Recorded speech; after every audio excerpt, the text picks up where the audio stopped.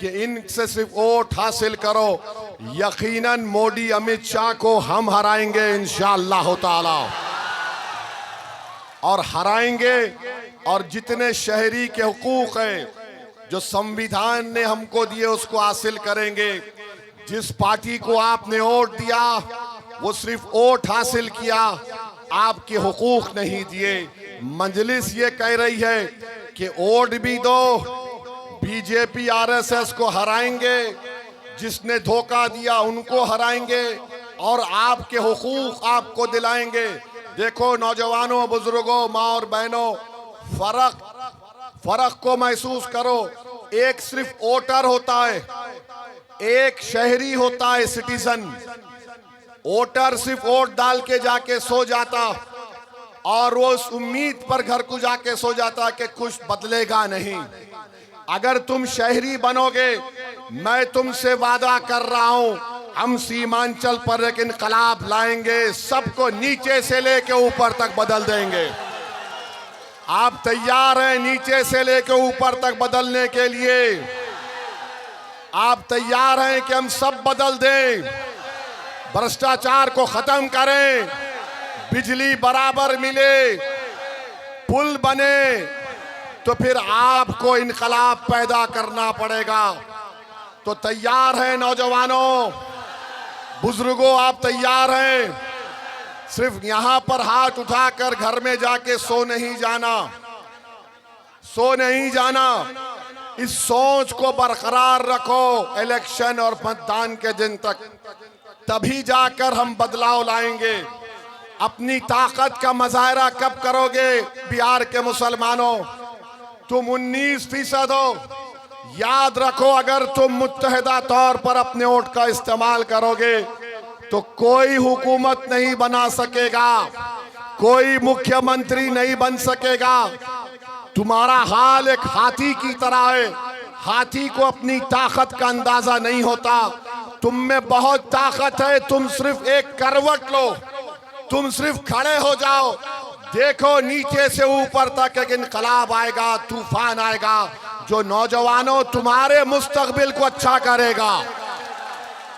तो ये लड़ाई नौजवानों की है, ये लड़ाई उन 25 साल से कम उम्र बच्चों की है, जो कल आने वाला कल उनका हो सकता है। अगर तुम बेदार नहीं होगे, अगर तुम इसी तरह वोटर बनोगे तो फिर कुछ नहीं मिलेगा। आप वोटर बनेंगे या शहरी बनेंगे, हमको बताओ। आप वोटर बनेंगे या शहरी बनेंगे, बताओ। बीजेपी से मत डरो, अल्लाह से डरो, और बीजेपी हारेगी इंशाअल्लाह ताला। और हम मोदी अमित शाह को बोलते हैं कि जब सीमांचल को आप आते हैं तो सीमांचल की जनता को बदनाम मत करो मोदी, कि यहाँ पर घुसपैठी आ गए।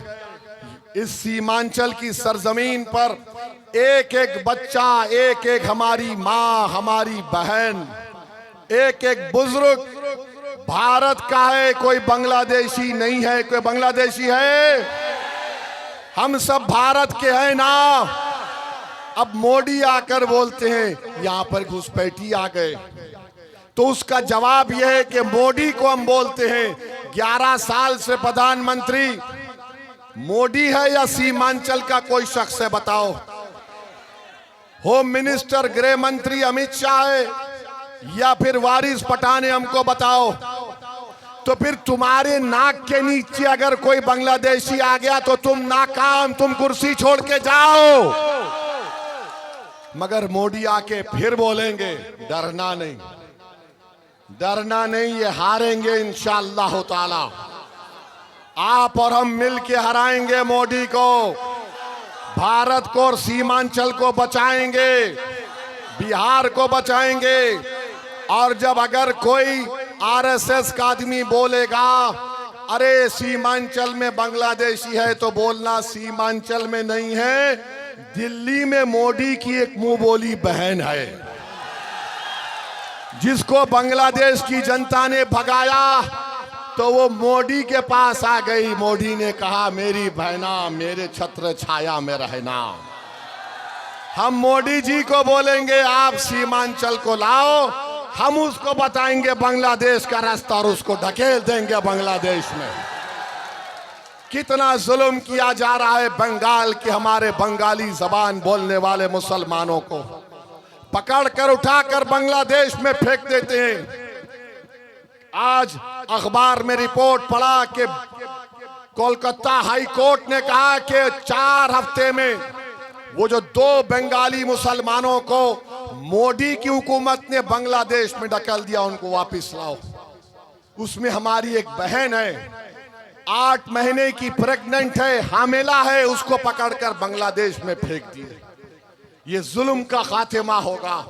और याद रखो, मोदी, नीतीश कुमार, चिराग पासवान और कुशवाहा साहब ने मिलकर एक ऐसा कानून बनाया है जिसके जरिए हमारी मस्जिद को छीनना चाहते हैं, हमारे दरगाहों को छीनना चाहते हैं, हमारे कब्रस्तानों को छीनना चाहते हैं।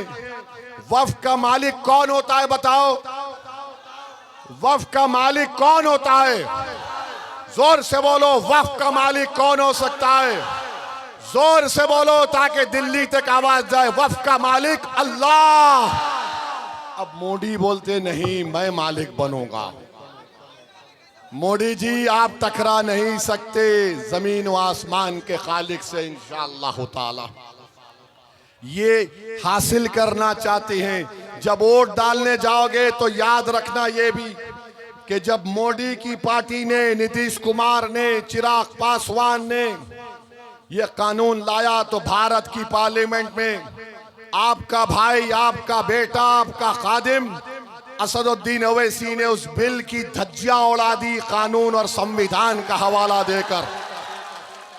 हमने कहा ये राइट टू इक्वालिटी के खिलाफ है, आर्टिकल 25, 26, 29 के खिलाफ है, ये ऑन पैरिटी उसके खिलाफ है कि हिंदू धर्म के बोर्ड में सिर्फ हिंदू मेंबर बनेगा और मेरे मुस्लिम वक्फ बोर्ड में 3 गैर मुस्लिम कैसा बनेंगे बताओ? बोध गाया है बिहार में, उसका मेंबर सिर्फ हिंदू और बौद्ध मजहब का आदमी बन सकता है। जब वोट डालने जाएंगे याद रखना कि असदुद्दीन ओवैसी तुम्हारे कादिम ने पूरे देश के सामने पैगाम दिया कि मोदी जो कानून बना रहा वो काला कानून है। हमने उस कानून की कॉपी को फाड़ कर पार्लियामेंट में फेंक कर कहा यह कानून गलत बन रहा है। तो मेरे अजीज दोस्तों और बुजुर्गों, क्या आप इत्तेहाद को मजबूत करेंगे? इत्तेहाद को मजबूत करेंगे। याद रखो, इत्तेहाद जिंदगी है, इत्तेहाद जिंदगी है और इंतशार मौत है। हमने सब कोशिश कर ली गठबंधन में जाने के लिए, खत लिख दिया लालू जी को, तेजस्वी को।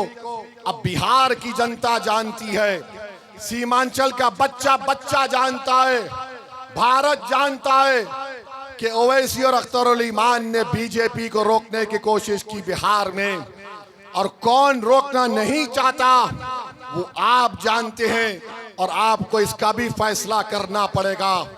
तो वोटर बनकर नहीं, शहरी बनकर वोट देना है।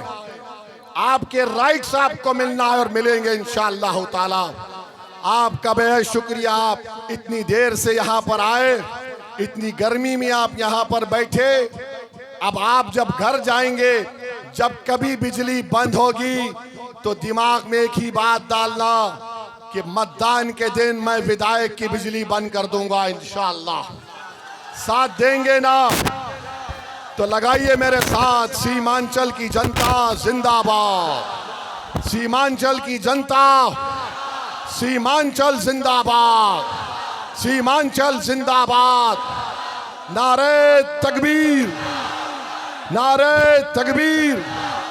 बलरामपुर की जनता, बलरामपुर का इत्तेहाद, बलरामपुर का इत्तेहाद। अस्सलाम वालेकुम।